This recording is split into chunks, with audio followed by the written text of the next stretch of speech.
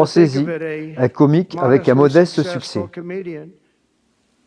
Le président Zelensky a convaincu les États-Unis d'Amérique de dépenser 350 milliards de dollars pour entrer dans une guerre qui potentiellement ne pourrait être vaincue, qui ne devait pas commencer et n'aurait jamais commencé si j'avais été président.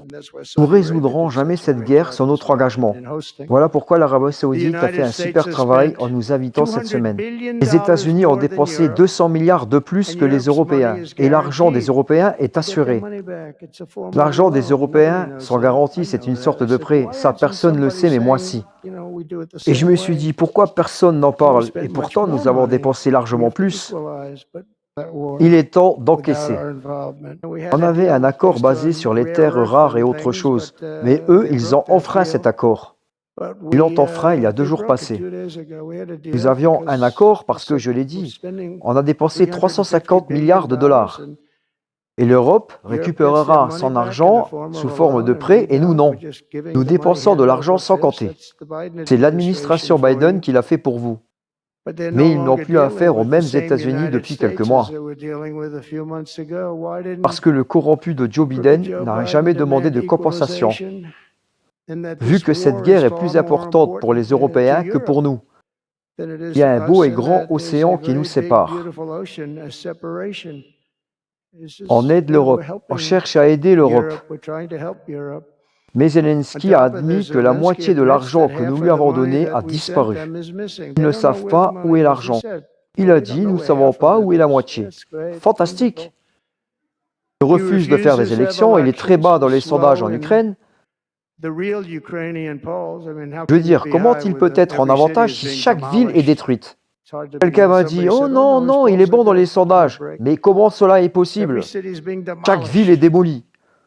Ça ressemble à un chantier de démolition. La seule chose qu'il savait vraiment faire, c'est jouer du violon à Joe Biden. Il a joué du violon. C'est une expression que nous utilisons, Yasser, pour dire qu'une personne est manipulable. C'est un dictateur sans élection. C'est mieux que Zelensky agisse rapidement, sinon il ne restera plus de pays. Il doit réagir. Il doit vite réagir car la guerre va dans la mauvaise direction. Entre-temps, nous négocions avec succès la fin de la guerre avec la Russie. Tous savent que seulement l'administration Trump est en mesure de le faire et on réussira à le faire. Je crois que Poutine a toujours su que Biden n'a jamais voulu faire la paix. L'Europe n'a jamais réussi à ramener la paix et Zelensky probablement veut maintenir son train de vie. Je ne sais pas c'est quoi le problème, mais ils n'ont jamais réussi. Il est très énervé parce qu'il n'a pas été invité. Il aurait pu venir, mais il n'a pas été invité en Arabie Saoudite. Ça fait 3 ans que j'y travaille. Il n'y a jamais eu de rencontre ou d'échange téléphonique pour arrêter cette guerre. C'est quelque chose d'horrible. Je crois que la Russie a perdu 900 000 soldats et l'Ukraine probablement 700 000. C'est terrible. On voit des corps partout sur le champ de bataille. Ils sont partout. On les voit avec précision à travers les satellites. J'aime l'Ukraine, mais Zelensky a fait un travail horrible. Son pays est détruit et il y a des millions et des millions de personnes qui sont mortes inutilement.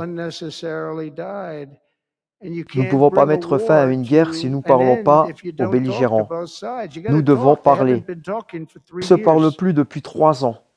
Donc nous espérons voir prochainement un cessez-le-feu et de rétablir la stabilité en Europe et dans le Moyen-Orient.